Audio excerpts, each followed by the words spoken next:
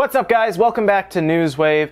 Real quick before we start, I will be streaming the Nintendo Direct that is later on today, 3 p.m. Pacific, 6 p.m. Eastern, so if you wanted to watch it with me, come on by. I'll have it up about 15 minutes before they go live on their channel, and we'll have some fun, and hopefully see some release dates and some big game announcements, and I'm really hoping for a couple surprises here and there for some 2017 games. It's going to be a blast. Also, make sure you check the description if you were interested in the Metroid Samus Returns 3DS XL. I'll be unboxing it this Friday or Saturday when it releases. And then we're giving that thing away. It's gonna be really cool. I just want to see it in person before I give it away. Just see what it looks like. So, but with that, there's some cool stuff to talk about today, including a Super Nintendo and Nintendo Classic being revived, which is interesting. Let's get started. So yeah, this kind of threw a lot of people. The Nintendo Classic is making a comeback. Nintendo is going to be bringing it back next year in the summertime of 2018. Not only that, they also announced that the Super Nintendo Classic will also make its way in production into 2018. Two things that they previously said they weren't going to do. They canceled the NES Classic purposefully,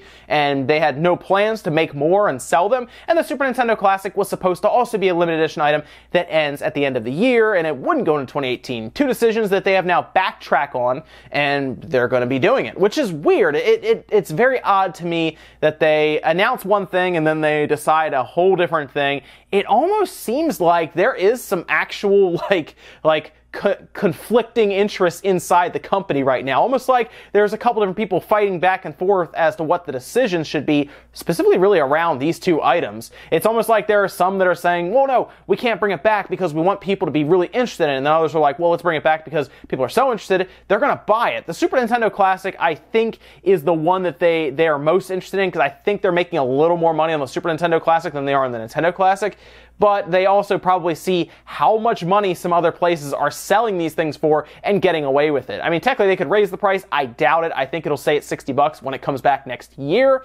But I am very happy from a consumer standpoint that they are bringing the Nintendo Classic back, and the Super Nintendo Classic will stay in stock going through 2018 as far as we know. There's no cutoff date for the Super Nintendo as of now. They just said it will continue to sell into 2018. This is good news for all of us who really want one, because that is something that most of us thought we'd have to live with. Well, live without. Not a Super Nintendo. We thought we'd have to live with the fact that we wouldn't be able to buy one. But with promises of much larger stock from Reggie himself, I know that could be PR speak, but the fact that they're now backing that up by saying we're also going to be reselling the Super Nintendo Classic next year as well, it's coming back, which probably means they've entered their production phase and already are creating them. This is good. This is a good thing for consumers. Nintendo is confusing myself and other consumers at this point as to why these decisions have been made and then backtracked on, taken back essentially, but all we need to know right now is both of them will continue to sell possibly alongside each other, which is interesting. And if they get to a point where the demand slowly starts to die down, you probably will be able to walk into a store and buy these directly off the shelf, no problem. And that is an awesome thing. Also, I love the idea of scalpers possibly just starting to sweat a little bit right now. People who bought these Super Nintendo Classics thinking they're going to make a mint on these, mark them up 3-4 times to get like $300 out of them, and all of a sudden Reggie says don't buy from them. There's a great chance there are going to be a ton of them in stores, and now the NES Classic, which was originally discontinued completely to where scalpers can control that price, well, now they're just going to come back next year. So great. I love the idea of scalpers sweating a bit, maybe regretting their purchase of like 5 Super Nintendo Classics or several NES Classics because, well, there's a good chance they won't be able to get rid of them if we get to that point where they're just available in stores for anything less than what they bought it for, or anything more than what they bought it for. And then if you sell on eBay, you lose a cut, 12% eBay prices. So there's a good chance some of the scalpers will get to that point where it's overpopulated everywhere.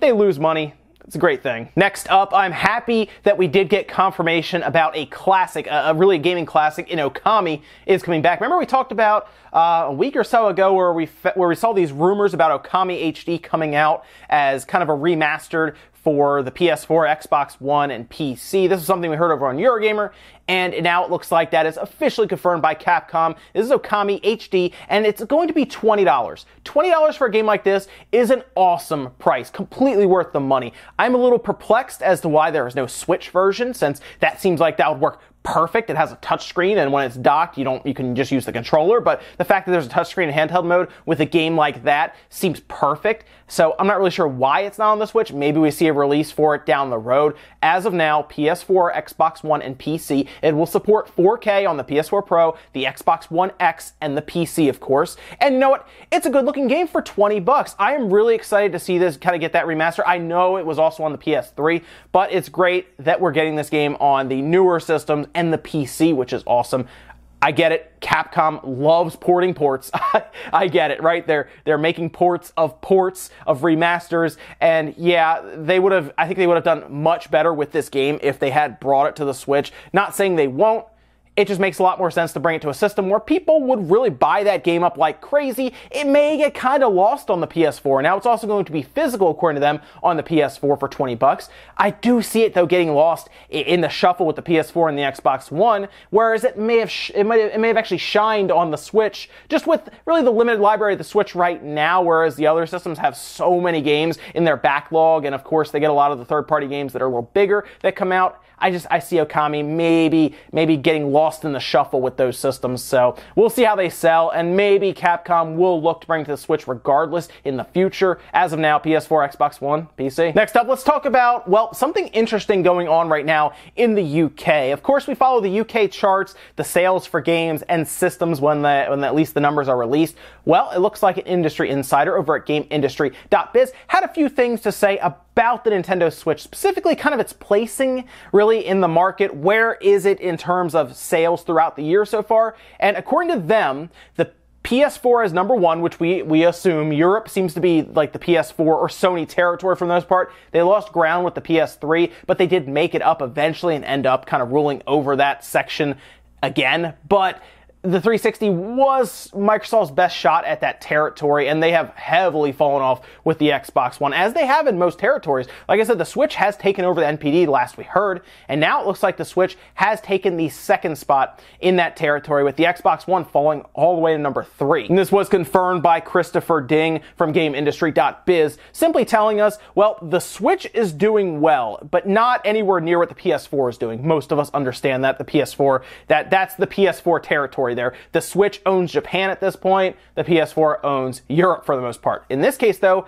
Microsoft really doesn't have anywhere for the system to really rule over. It looks to be third place, fourth place, fifth place, maybe even behind the 3DS, and who knows at that point where they are, but it seems like they are at the bottom of the MPDs in the United States, they're at the bottom of Japan, and now it looks like they're at the bottom of the UK charts and probably most of Europe as well. And I understand Microsoft kind of forfeited a year and a half by announcing the Scorpio and then the inevitable Xbox One X.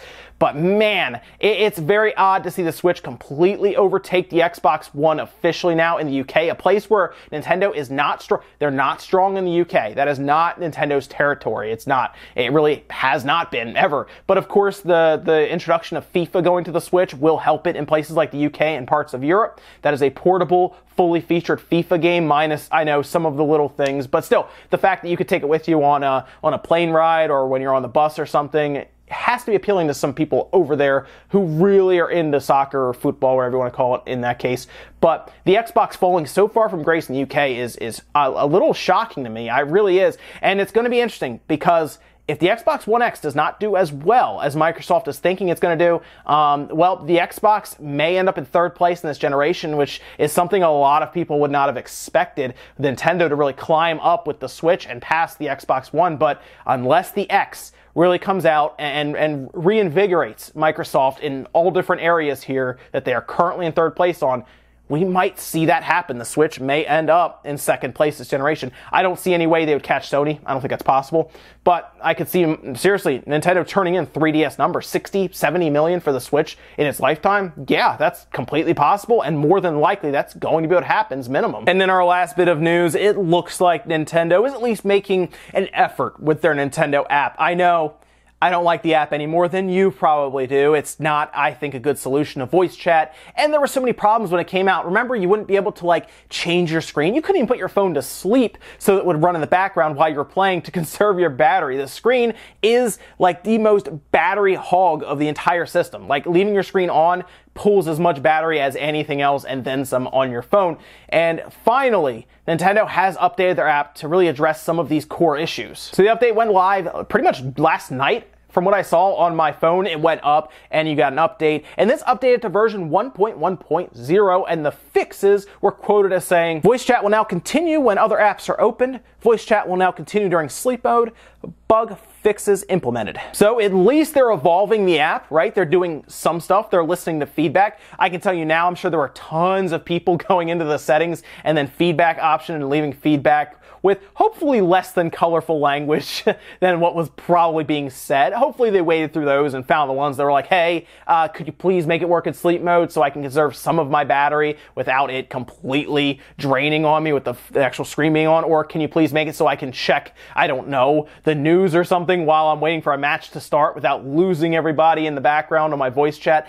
At least they're working on it. I don't like the app. I've said this before, but I am happy to see them at least try to evolve it. At least we don't have to use it. And I would like to see where they go with the online app when they get some of these basic core things figured out. Maybe achievements run through there. Again, I don't like having to use my phone for it. I'd rather everything be on the Switch. We've seen that it can be on the Switch with the land play and Salmon Run on Splatoon 2 having integrated voice chat. So we're going to have to wait and see with this online app. I'm just glad they're at least fixing some of the functionality that honestly should have been there at launch. So we'll have to see what other bug fixes they implement or even features in this part. And that's it for Newswave today, guys. Make sure you comment, like, subscribe, all that good stuff. Let me think about any of the stuff we talked about today, whether it is the Nintendo Switch online app. Let me know what your thoughts are on that, because I'm sure it's still not good for a lot of people, but at least they're working through some of the core issues that we need fixed. I don't want to have my screen on at all times because, well, like most phones, my battery will drain pretty quickly if my screen's just left on all the time. Also, let me think about the Super Nintendo and the Nintendo